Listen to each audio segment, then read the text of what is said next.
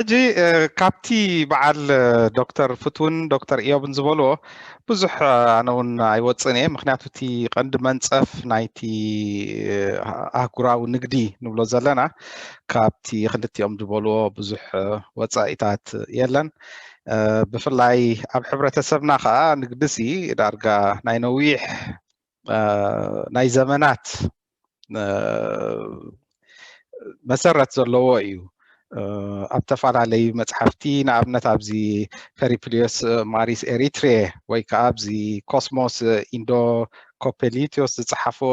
ዩኒቨርሳል ክርስቲያን ቶፖግራፊ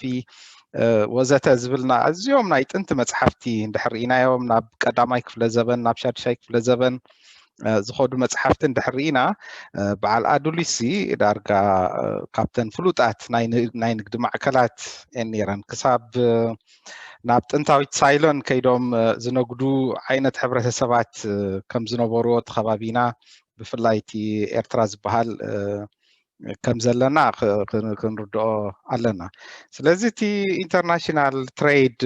ንብሎ ዘለና ብዙሕ ነገራት ዝሓቁፍ ስለ ዝኾነ እሱ ክሳይ ሕልፍ ክሳይ ክንብሎ ንኽእል ኢና ኣብዚ ሕጂ ንኣብነት ናይ ቡን ካብ ምፍራዩ ትሒዙ ክሳብ እታ መወዳእታ ኣብ ጣሳና ወይ ከዓ ኣብ ናትና ኩባያ ጌርና ክሳብ ንሰትያ ዘላ መስርሕ እንድሕር ርኢናዮ እዚ እቲ ኢንተርናሽናል ትሬድ ንብሎ ዘለና ማለት እዩ እቲ ፍራያይ እቲ ተሓረሳይ ኣለና ብድሕሪኡ ናይ ሓረስቶት ማሕበር ኣለና ብድሕሪኡ ኣኪቡ ኤክስፖርት ዝገብር ኣሎ ብድሕሪኡ ብመራክብ ፅዒኑ ናብ ዝተፈላለየ ቦታታት ድወስድ ኣለና ብድሕሪኡ ኤክስፖርት ወይ ከዓ ንሰደድ ድቕርብ ኣካል ኣለና ኣብ መንጎ ናይ ባንኪ ኣገልግሎታት ዝህቡ ኣለውና ቀለውቲ ቡን ኣለዉ ዓሺጎም ድሸጡ ኣለዉ ደከፋፍሉ ኣለዉ ኣብ መወዳእታ ናብ ግሮሰሪ ወይ ከዓ ናብ ድኳናት ደባጣፅሑ ኣለዉ ካብ ድኳናት ከዓ ንሕና ዓዲግና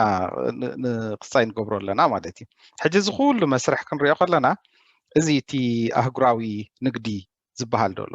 ስለዚ ካብዚ ኩሉ መስራሓት ሓንቲ ሃገር እዘን ኩለን ኣብዚኣ ንኣብነት ናይ ቡን ካብ ምፍራያ ክሳብ ምስተያ ደሎ መስርሕ እንድሕር ርኢናዮ ነፍሲ ወከፍ ሃገር ነናታ እጃም ኣብቲ ናይ ሳፕላይ ቼን ወይ ከዓ ኣብቲ መላግቦ ናይ ንግዲ ሓደ እጃም ጥራሕ እያ ወይ ከዓ ገለ 3-4 እጃም ክትወስድ ትኽእል ኢኻ ንኣብነት ብጋና እንድሕር ርኢናዮ እዚ ሓደ ናይ ጋና ወይ ከዓ ናይ ኣይቨሪ ኮስት ወይ ከዓ ናይ ኢትዮጵያ ቡን ክኸውን ንኽእል ወይ ናይ ብራዚል ቡን ክኸውን ንኽእል ብኡ መሰረት ክንሪኦ ንኽእል ኢና ብድሕሪኡ ኣብ ሃገረ ጀርመን ዲና ንቕመጥ ዘለና ኣብ ኤርትራ ዲና ንቕመጥ ዘለና ኣብ ፈረንሳይ ዲና ንቕመጥ ዘለና ኣብ ቻይና ዲና ንቕመጥ ዘለና ሓደ ኢምፖርተር ኣለና ማለት እዩ ብድሕሪኡ እቶም ባንክታት ኣለዉ ክሳብታ ክሳይ ንገብራ ዘለና ሕጂ ነብሲ ወከፍ ሃገርሲ ኣብቲ ዓለማዊ ንግዲ በብዓቕሙ ዝሳተፈሉ መንገድታት ይፍጠር እምበር ሓደ ንበይኑ ንብሙሉኡ ክጥቕልሎ ደለዎ ተኽእሎ ኣዝዩ ውሑድ እዩ ስለዚ በይኑ ዝነብር ሰብ የለን በይኑ ዝነብር ሰብ ስለ ዘየለ ከዓ ግድነት ሃገራት ኣብ ንግዲ ይዋፈራ እየን ሕጂ ኣብቲ ንግዲ ክዋፈራ ከለዋ ግን ሓደ ግዜ እንታይ ነስተውዕል ኢና እቲ ጥቕምታት እቲ ኩሉ ነገራት ኣብ ቦትኡ ኮይኑ ሓደ ግዜ ሃገራት ንንግዲ ዝዕንቅፍ ወይ ከዓ ንንግዲ ዝጎድእ ፕሮቴክሽኒዝም ወይ ከዓ ብትግርኛ ፀወንነት ኢልናዮ ዘለና ማለት እዩ ይሳተፋ እየን ብፍላይ ናብ ታሪክ ምልስ ኢልና እንድሕር ርኢና ኣብ 1930ታት ዝነበረ ክሳብ ናብ ካልኣይ ውግእ ዓለም ደብፅሐ ዓይነት ናይ እገዳታትን ናይ ንግዲ ምጉንዳባትን ናይ ንግዲ ፀወንነትን ዝተረኣየሉ ግዜ ነይሩ እዩ እሱ ዘስዓቦ እሱ ዘስዓቦ ክሳራታትን እሱ ዘስዓቦ ብዙሕ ምዝንባላትን ሽቕለት ኣልቦነትን ከዓ ምስኡ ተተሓሒዙ ዝኸይድ እዩ ስለዚ እቲ ንግዲ ሕጂ ንንግዲ ደስፋሕፍሕ ዕድላት ወይ ከዓ ባይታ ከም ዘሎ መጠን ንንግዲ ከዓ ዝዕንቅፍ ወይ ከዓ ንንግዲ ብዝተፈላለየ መንገድታት ዘጉድል ኣካይዳታት እውን ኣሎ ንኣብነት እቶም ባሪየርስ ቱ ትሬድ ወይ ከዓ ናይ ፀወንነት መሳርሒታት ኢልና ክንገልፆም ንኽእል ኣብ ክልተ ክንመቕሎም ንኽእል ኢና ሓደ እቲ ምስ ቀረፅ ዝተተሓሓዘ ታሪፍ ማለት ናይ ካልኣይ ከዓ ዘይቀረፃዊ መሳርሒታት ፀወንነት ወይ ከዓ ናን ታሪፍ ኢልና ክንገልፆም ንኽእል ኢና ሕጂ እቲ ታሪፍ ወይ ከዓ ቀረፅ ክንብል ከለና እቲ ቀረፅ ንኣብነት ኣብ ንወፃኢ ናብ ዝኸይድ ፍርያት ዝፀዓን ቀረፅ ክኸውን ይኽእል ንኣብነት ናብ ወፃኢ ጫማ ኣብ ዓድኻ ሰሪሕካ ናብ ዓዲ ጣልያን ድዩ ናብ ኣሜሪካ ድዩ ናብ ጀርመን ድዩ ናብ ኢትዮጵያ ድዩ ናብ ሱዳን ድዩ ክትልእኽ ኣብቲ ብገሰሉ ግዜ ኣብቲ ሃገር ዘሎ መንግስቲ ኤክስፖርት ታሪፍ እንድሕር ዘኽፍል ኮይኑ እዚ ኤክስፖርት ወይ ከዓ ናይ ሰደድ ቀረፅ ንብሎ ማለት እዩ በንፃሩ ከዓ ናብ ሃገር ዝኣቱ ነገራት ንኣብነት ሲሚንቶ ክትእቱ እንድሕር ኮንካ ሓፂን ክትእቱ እንድሕር ኮንካ ስርናይ ክትእቱ እንድሕር ኮንካ ወዘተ ወዘተ ኣብቲ ሃገር ዘሎ በቲ ሕጊ መሰረት ድዩ በቲ ኣዋጅ መሰረት ኢምፖርት ታሪፍ ወይ ከዓ ናይ ኣታዊታት ቀረፅ ዘኽፍል እንድሕር ኮይኑ እዚ ከዓ ኢምፖርት ታሪፍ ንብሎ ማለት እዩ ትራንዚት ታሪፍ እውን ኣለና ካብ ሓደ ሃገር ናብ ሓደ ሃገር ኣብ ብፍላይ ኣብ ወደባት ዝግበር ናይ ቀረፃት ዓይነት ኣገባብ ማለት ናይ እዚ ሕጂ እዞም ታሪፍ ክንብል ከለና ኣብዚ ብቐጥታ ነቲ ዓቐን ናይቲ ዝኣቱ ኣቑሑት ኣየጉድልዎን እዮም እንታይ እዮም ዳኣ ትገብሩ ዋጋታት ናይቲ ዝኣቱ ወይ ከዓ ናይቲ ዝኸይድ ኣቑሑት ከም ዝውስኽ እዮም ዝገብርዎ እዞም ናን ታሪፍ ወይ ከዓ ደይቀረፃውያን ዓይነታት ናይ ፀወንነት ንብሎም ከዓ ብዙሓት ዓይነታት እዮም ዘለዉ ንኣብነት ኮታ ክንብል ከለና እዚ ኮታ ዋላ ብትግርኛ እውን ኮታ ኢልና ኢና ንፅውዖ እዚ እንታይ ማለት እዩ ካብ ንኣብነት ኣብ ዓመት ካብ 10,000 ኩንታል ሲሚንቶ ኣይኣቱን እዩ ወይ ከዓ ካብ ብራዚል ዝመፅእ ሽኮር ካብ 10,000 ኩንታል ንላዕሊ ኣይንእቱን ኢና ወይ ካብ ሓደ ቶን ንላዕሊ ኣይንእቱን ኢና እዚ ዓይነት ናይ ፀወንነት መሳርሒ ኮታ ኢልና ንፅውዖ ማለት እዩ እዚ ኣብ ዋጋታት ኣይኮነን ዝምርኮስ እንታይ ደኣ ኣብ ዓቐን ናይቲ ዝኣቱ ወይ ከዓ ናይቲ ዝኣቱ ኣቑሑ ወይ ከዓ ፍርያት ማለት ናይ ሳብሲዲ ክንብል ከለና ድጎማ ማለት ናይ እዚ ሕጂ እንታይ ማለት እዩ ነቶም ኣብቲ ውሽጢ ሃገር ዘለዉ ኣፍረይቲ ብዝኾነ መንገዲ እንድሕር ክወዳደሩ ተወዳደርቲ ኮይኖም ክወፁ ዘይክእሉ ኣይክእሉን እዮም ኢልና እንድሕር ንሓስብ ኮይና ከፍርዩ መታን ንመተባብዒ ኢልካ ዝወሃብ ድጎማ ማለት ናይ ንኣብነት ብክልተ ዶላር ኣፍርዩ ሓንቲ ቁልፊ ድዩ ሓንቲ ቆቢዕ ድዩ ኣብ ዕዳጋ ወፂኡ ክሸጣ እንድሕር ዘይክእል ኮይኑ 50 ሳንቲም ንሕና እቲ መንግስቲ ወይ ከዓ እቲ ድጎማ ዝህብ ኣካል 50 ሳንቲም ድሕር ደጉሞ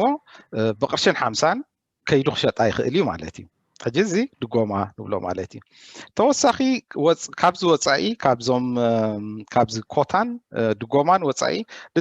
ነቲ ንግዲ ነቲ ዋሕዚ ናይ ንግዲ ነቲ ምእታውን ምውፃእን ናይ ንግድታት ብዝተፈላለየ መንገድታት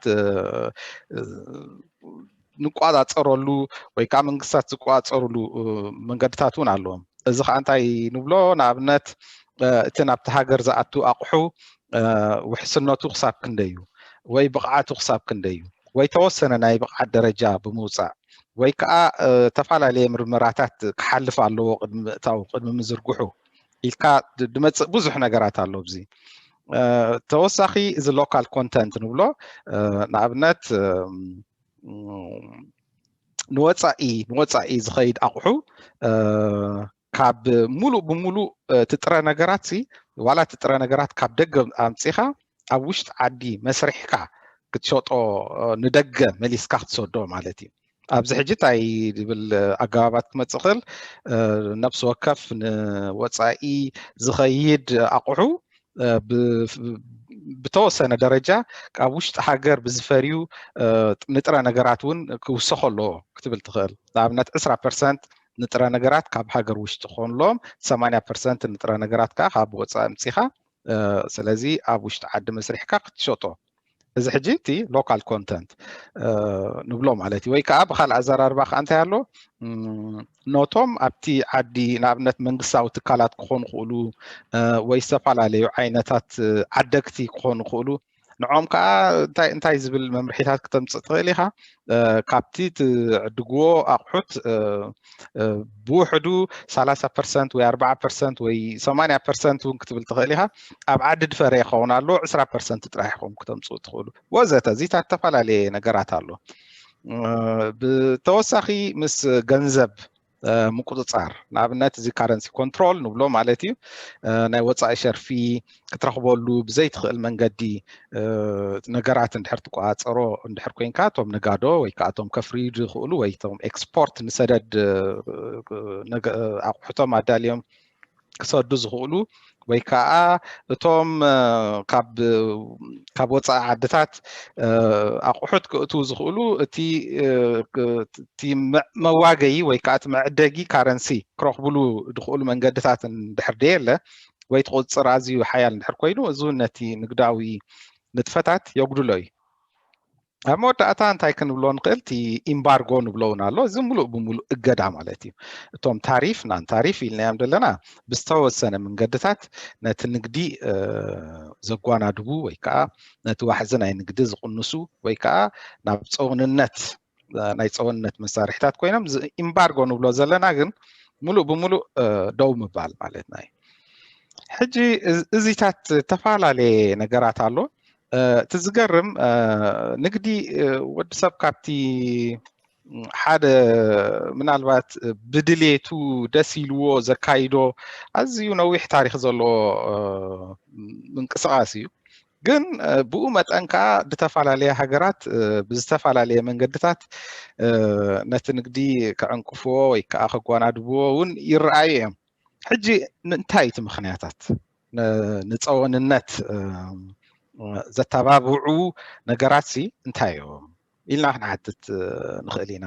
ኣብዚ ሕጂ ተፈላለየ ምክንያታት እዩ ዘለና ሓደ ምክንያት ኣዝዩ ብተደጋጋሚ ኣብ ብዙሕ ሃገራት ዝቐርብ ኣብ ካልእ ዓድታት ድፈሪ ኣቑሑት ብሕሱር ጉልበት ስለ ድፈሪ ወይ ከዓ ብሕሱር ዋጋታት ከፍርይዎ ስለ ዝኽእሉ ናብ ዓድና መፂኡ እቲ ኣቑሑት ብሕሱር ይሽየጥ ስለ ዘሎ ነቲ ኣብ ውሽጢ ዓዲ ዘፍሪ ፋብሪካታት ወይ ከዓ ኢንዱስትሪ ዘይተወዳዳሪ ይገብሮ እሞ ናብ ሽቕለት ኣልቦነት ይወስደና ዝብል ዓይነት መከራኸሪ ነጥብታት ኣሎ እዛ ሓደ እዩ ካልኣይ እቶም እህለኽቲ እቲ ዝረኽብዎ ዓይነት ኣቑሑት ብቕዓቱን ጥዕንኡን ኣገልግሎቱን ወዘተ ደተኣማምን ወይ ከዓ ዝተረጋገፀ ንክኸውን ኢልካ ዝግበር ነገራት እውን ኣሎ እዚ ሕጂ ነቶም ሸማቶ ወይ ከዓ ነቶም ኣሕለኽቲ ንምሕጋዝ ወይ ከዓ ነትድዕድግዎ ነገራት ጥዕንኡን ብቕዓቱን ወዘተ ወዘተ ንምቁፅፃር ተባሂሉ ዝግበር ኣሎ ካልእ እቲ ናይ ወፃኢ ንግዲ ወይ ከዓ እቲ ትሬድ ዴፊሲት ንብሎ ሚዛን ሃገራዊ ንግዲ ብኸምኡ ኢና ክንገልፆ ንኽእል ንኣብነት እቲ ንሰደድ ዝኸይድ ኣቑሑት ኣዝዩ ውሑድ እቲ ካብ ደገ ዳኣቱ ኣቑሑት ከዓ ኣዝዩ ብዙሕ ወይ ከዓ ዋግኡ ደይተመጣጣኒ እንድሕር ኮይኑ ኣብ መወዳእታ እቲ ሚዛን ናይቲ ንግዲ ወይ ከዓ ትሬድ ባላንስ ንብሎ ማለት እዩ ናብ ዓዲ ዝኣቱ እንድሕር ዘጢጡ እቲ ሃገር ብዙሕ ናይ ወፃኢ ሸርፊ ስለ ዘድልያ ነቲ ካብ ወፃኢ ዝኣቱ ኣቑሑት ናብ ዓዲ ንምእታው ብዙሕ ናይ ወፃኢ ሸርፊ ስለ ዘድልያ እቲ ሚዛን ናይ ንግዲ ይዘጥጥ ናብ ኣታዊታት ይዘጥጥ ማለት እዩ ኣብዚ ግዜ እዚ እቲ ናይ ወፃኢ ሸርፊ ዋሕዲ ወይ ከዓ ስኬርሲቲ ንብሎ ወይ ከዓ ምጉዳል ወይ ከዓ ሽግራት ክመፅእ ስለ ዝኽእል ነዚታት ንምዕራይ ተባሂሉ ዝግበር ካብ ዘርኣኹም ወይ ብታሪፍ ድዩ ብናን ታሪፍ ድዩ ብካልእ ብዝተፈላለየ መንገድታት ነቲ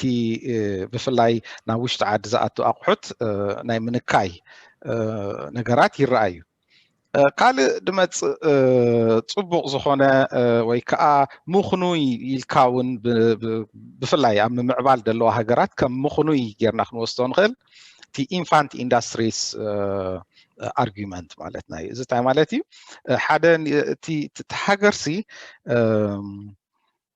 ሓደ ኢንዳስትሪ ክዓቢ ኣለዎ። እዚ ኢንዳስትሪ ኣብዚ ጽላት እዚ እዛ ሃገርና እዚኣ ተወዳዲራ ኣፍርያ ዓብያ ክትወዳደር ትኽእል እያ። ናይ ወፃኢ ሸርፊ እውን በዝን ኢንዳስትሪታት እዚ ክነምፅእ ንኽእል ኢና ኢልካ እንድሕር መደብ ኣውፂኻ እሞ እንድሕር ሓንፂፅካ ብኡ መንገዲ እንድሕር ትኸይድ ኣለኻ ከዓ እቲ ሕጂ ቶም ኣብ ከምዚ ዓይነት ደረጃ ዘለዉ ኢንዳስትሪታት ኣብ ምዕባይ ዘለዉ ወይ ከዓ ጌና ኣብ ታተ ኣብ ምባል ዘለዉ ናብ ወፃኢ ወፂኦም ተወዳዲሮም ወይ ከዓ ምስቲ ካብ ወፃኢ ድመፅእ ኣቑሑት ተወዳዲሮም ክዕወቱ ኣብ ዘይክእልሉ ደረጃ ኣለዉ። ግን ቁርብ ምሕብሓብ እንድሕር ተገይሩሎም ቁርብ ምክልኻል ቁርብ ሓገዝ እንድሕር ተገይሩሎም ክዓብዩ ይኽእሉ እዮም ኢልካ ትሓስቦም ዓይነት ኢንዳስትሪታት ትገብሮ ወፍሪ እዚ እዚ ሕጂ ምኽኑይ ክኸውን ይኽእል እዩ። ግን ብፍላይ እቲ ኢምፖርት ሳብስቲቱሽን ሙሉእ ብሙሉእ ነቲ ካብ ወፃኢ ዝኣቱ ኣቑሑት ሙሉእ ብሙሉእ ክትከኦ ኢልካ ድሕሰብ ዓይነት ኣካይዳ ግን ብዙሕ ኣይሰርሕን እዩ። እንተ ነቲ ንኣብነት እዛ ፕሮቴክት ኢንፋንት ኢንዳስትሪስ ናይ ጫማ ኢንዱስትሪ እንድሕር የርባሓና እዩ ካብ ውሽጢ ዓድና ዝመፅእ ብዙሓት ከብትን ጤለበጊዕን ስለ ዘለዋና ካብ እንድርከብ ቆርበት መስሪሕና ጫማ ጌርና ናብ ወፃኢ ሰዲድና ናይ ወፃኢ ሸርፊ ክነምፅእ ንኽእል ኢና። ኣብ ዓድና እውን ገዚፍ ዝኾነ ናይ ጫማ ኢንዱስትሪ ክነስፋሕፍሕ ንኽእል ኢና ምስኡ ተተሓሒዙ ዝኸይድ ኢንዳስትሪታት ምክንያቱ እንዳ ጫማ ዝፈጥሮ ገዚፍ እንዳ ኢንዳስትሪታት ዝፈጥሮ ተወሳኺ ዓይነት ኢንዳስትሪታት ወይ ከዓ ትካላት ወይ ከዓ ጽላታት ስለ ዝህሉ ብኡ መንገዲ ጌርና ክንዓቢ ኢና ኢልካ ነቶም ከምዚ ዓይነት ስትራቴጂካዊ ዝኾኑ ጽላታት ሓብሒብካ ትዕብየሉ እዚ ሓደ መስርሕ ናይ ፀወንነት ወይ ከዓ ብኣወንታ ክንሪኦ ንኽእል ናይ ፀወንነት መከራኸሪ ነጥቢ ክንብሎ ንኽእል ኢና። ድሒሩ ዝመፅእ ናሽናል ሴኪሪቲ ወይ ሃገራዊ ድሕነት ዝበሃል እዚ ተፈላለየ ሃገራት ንኣብነት ምስ ኣፅዋራት ክኸውን ክእል እዩ ምስ ምግቢ ተተሓሓዘ ፍርያት ክኸውን ክእል እዩ ወይ ምስ ዝተፈላለየ ኣገልግሎታት ክኸውን ይኽእል እዩ። እዚ ሕጂ ነቲ ሃገራዊ ፀጥታሲ እዞም ዓይነት ኣቑሑታት እዞም ዓይነት ኣገልግሎታት ኣገደስቲ ስለ ዝኾኑ ምቁፅፃር ክግበረሎም ኣለዎ ኣብ ምእታዎምን ኣብ ምውፃኦምን ማለት እዩ። እዚ ሕጂ ኣካል ናይቲ ፀወንነት ኢልና ክንቀፅኦ ንኽእል ኢና። ካብኡ ቀፂሉ ዘሎ እቲ ፕሮቴክሽን ፍሮም ዳምፒንግ እዚ ናይ ብሓቂ እዚ እውን ኣገዳሲ ዝኾነ ናይ ፀወንነት መሳርሒ እዩ። እዚ እንታይ ማለት እዩ? ኮነ ኢሎም እቶም እቲ ካብ ወፃኢ ዝኣቱ ኣቑሑት ካብቲ ዝፈርየሉ ሃገር ደሎ ዋጋታት ካብቲ ዋጋታቱ ንታሕቲ ኣብ ካልእ ሃገር ዝሽየጥ እንድሕር ኣሎ ኮይኑ እዚ ናይ ብሓቂ ሃስያ የምፅእ እዩ። ንኣብነት ንበሎ ኣብ ሴኔጋል ዝስራሕ ጫማ ብ5 ዶላር እንድሕር ዝስራሕ ኮይኑ ሞ ኣብ ኤርትራ መፅኡ ብ$3 እንድሕር ዝሽየጥ ኮይኑ ሕጂ እዚ ናይ ብሓቂ ርኡይ ዝኾነ ናይ ዕዳጋ ናይ ምግባት መስርሕ ይካየድ ስለ ዘሎ ኣብዚ ግዜ እዚ እቲ ኣንቲ ዳምፒንግ ወይ ከዓ መራገፊ ንኸይትኸውን ድግበር ዓይነት ምክልኻላት እዚ እውን ምኽኑይ ዓይነት ፀወንነት እዩ ክንብሎ ንኽእል ኢና። ኣብዚ ግን ብዙሕ መስርሒ ደለዎ እዚ ብፍላይ ኣንቲ ዳምፒንግ ኣንቲ ሳብሲዲ ፕሮሰስስ مجمرتاتي دفري دعاتو زلو قحط بخنده يفر له كابتي منشي مالتيو بخنده يفر له تفلت على كاب دحريو ناي بحقي اتريفوم وي كاب بمخسب ديشيت زلو وي كاب خساره ديشيت زلو نمنتا علامه يخوم زغبر دولو بزح ነገራት زلو بزي كمتي دكتور ايوب زبولو بفلاي اب ገለገለ ሃገራት እቲ ኢኮኖሚስ ኦፍ ስኬል ንምፍጣር ወይ ከዓ ብብዝሒ ኣፍሪካሲ ነቲ ንፅል ዋጋታት ናይ ፍርያታት ንምጉዳል ተባሂሉ ሓደ ግዜ ኣቑሑት ካብ ዋግኦም ንታሕቲ ኣብ ዕዳጋታት ዓለም ይሽየጡ እዮም እዚ ሕጂ ምኽንዩ ዝኾነ ድሕር ክተረጋግፆ ክኢልካ ድግበር እዩ ንኣብነት ቀሊል ኣብነት እዚ ኣብ ኣሜሪካ ምስ ናይ ቻይና ናይ ሓፂን ወይ ከዓ ናይ ካልእ ነገራት ተተሓሒዙ ዝኸይድ ኣንቲ ዳምፒንግ ፕሮሰስስ ኣለና ማለት እዩ ብድሕሪኡ ዝመፅእ እቲ መንግስቲ ወይ ከዓ እቲ ዘሎ መንግስቲ ኣታዊታት ብቀረፅ መንገዲ بقرص بجبر دي كونسي بقرص من جدي كأتولو زخيل عجبات كم عجباب كم مأكبي كم معكوتي باجت تباهيلو سلع قرص ونالو زخاء حدا خابوي مالتي أموداتو تريتاليشن دحر نمنتي حدا هاجر صونت يكايد دحر تشاينا أمريكان دحرت ناي تشاينا قحوت بقرصن بكوتان دحر كل جميرة تشاينا أخو متقبر جزء تايم مالتيو تيت فورتات ويكا صحا خمس جيركاني أنا ون كمز قبركا إز عينت مسرحاتون قالنا حجي أبزي أخلنا مو ምናልባት ኣብቲ እንታይ ረብሓታት ኣለዎ እዚ እንታይ ጉድኣታት ኣለዎ ኣብ ዝብል ምናልባት ፀንሒልና ክንሪኦ ንኽእል ኣካል ናይቲ ዛዕባና ክንገብሮ ንኽእል ኢና እዚ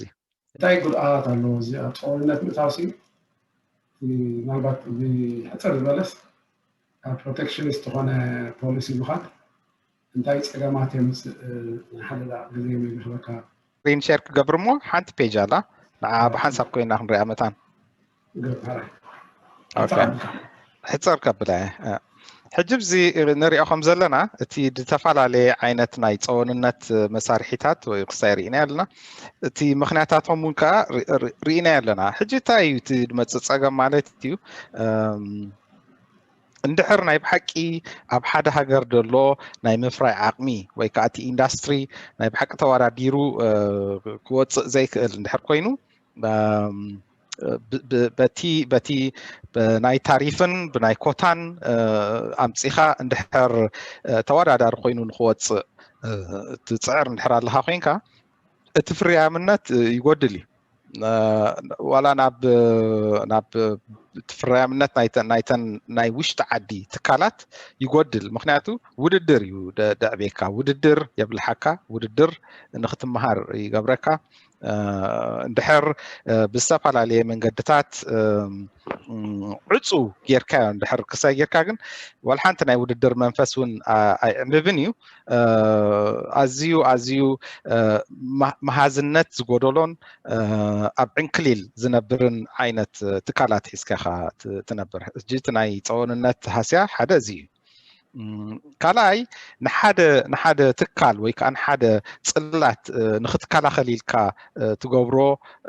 ናይ ታሪፍን ናይ ኮታን ናይ ካልእ እንተፈላለየ ናይ ጸወነት መሳርሒታት ነቶም ካልኦት ትካላት እውን ይሃስዮም እዩ ንኣብነት ኣብ ሓፂንን ኣብ ፍርያት ሓፂንን ታሪፍ እንድሕር ጌርካ ወይ ከዓ ቀረፅ እንድሕር ጌርካ ልዑል ቀረፅ ከዓ እንድሕር ጌርካ እቶም መካይን ዝሰርሑ ከዓ ይህሰዩ ማለት እዩ ምክንያቱ እሳቶም እዮም ነቲ ሓፂን ዝጥቀምሉ ወይ ከዓ ማሕረሻ ዝሰርሑ ወይ ማዕፂድ ዝሰርሑ ወይ ካልእ ዝተፈላለዩ ምስ ሓፂን ተሓሒዙ ዝኸይድ ነገራት ዝሰርሑ ኣካላት ከዓ ይህሰዩ ማለት እዩ ስለዚ ንሓደ ጽላት ንኽትከላኸል ኢልካ ትገብሮ ፀወንነት ነቶም ካልኦት ትካላት ወይ ከዓ ነቶም ካልኦት ሴክተራት ዘምፅኦ صعبينون على بدحريو دمتص امور داتا بفلاي زي اب تاريفن اب كوت بفلاي اب تاريف اب قرص تتحاز صوننات كاب أولوس سريقاسي وسيدكا ناب بيتروس مهب مالتي قالوا الحين تخسايبلون جيت أخذ قبر مالتي توم أهل اختيام عم ودعتا دخفلو نتي نتقرت توم دمصو تكالات راح يكونون دخفلو توم دمصو تكالات نابنت اب سمينتو اندحر قرص ጌርካ እቶም ኣካፋፈልቲ ስሚንቶ ካብ ወፃኢ ከምፅኦ ከለዉ ናይ ስሚንቶ ምምፅኢ ምስ ኣምፅዎ እንድሕር ቀረፅ ከፍሉ ኮይኖም ንመን እዮም ሕሊፎም ድህቦ ነቲ ሸማታይ ነቲ ዓዳጋይ እዮም እቲ ዋግኡ እንዳወሰኸ ከይድ ማለት እዩ ስለዚ እዚ ናብ ምንታይ ድወሰካ እቲ ናብ ዝቕባበ እውን ክወስድ ከምርሓካ ክእል እዩ ካብ ወፃኡን ናይ ብሓቂ እቲ ኣብቲ ውሽጢ ዓዲ ኣብ ትሕቲ ናይ ቀረፅ ዓይነት ኣካይዳ ዝኸይድ ዝነብር ህዝቢ ናብ ድኽነት እውን ክትሸሞ ትኽእል ኢኻ ምክንያቱ እቲ ዋጋታት ብቐሊሉ ኣብ ዓለማዊ ዕዳጋ ወፂኡ ኣትዩ ብቐሊሉ ከምፅኦ ዝኽእል ነገራት ብሰንኪ ቀረፅ ድኸብር እንድሕር ኮይኑ ይኸብሮ ድሕር ኮይኑ እቲ ሪል ኢንካም ወይ ከዓ እቲ ናይ ብሓቂ ኣታዊ ናይቲ ህዝቢ ብኡ መጠን ይጎድል እዩ ካልእ እንታይና ክንሪኦ ንኽእል እቲ ሳብሲዲ ወይ ከዓ ድጎማታት ንብሎውን እሱን ነቲ ናይ መንግስቲ ቆፎ ወይ ከዓ ነቲ ናይ መንግስቲ ናይ ኣታዊታት ማዕከን የጉድሎ እዩ ሕጂ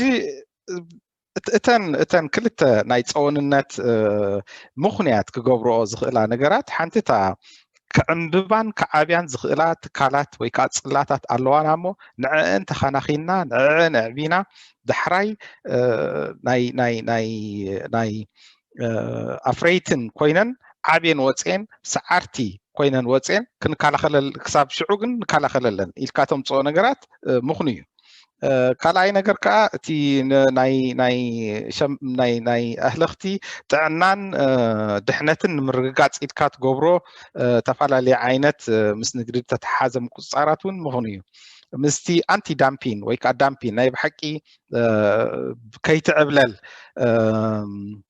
ናይ ወፃኢ ኣቑሑት ናይ ብሓቂ ካብ ዋግኡ ንታሕቲ ሽየጥ ተሸይጡ ነቲ ሃገራዊ ዕዳጋ ወይ ከዓ ነቲ ኣብታ ከተማ ወይ ኣብቲ ዓዲ ወይ ኣብ ዝኾነ ቦታ ዘሎ ዕዳጋ ከየፍርሶ ከይብትኖ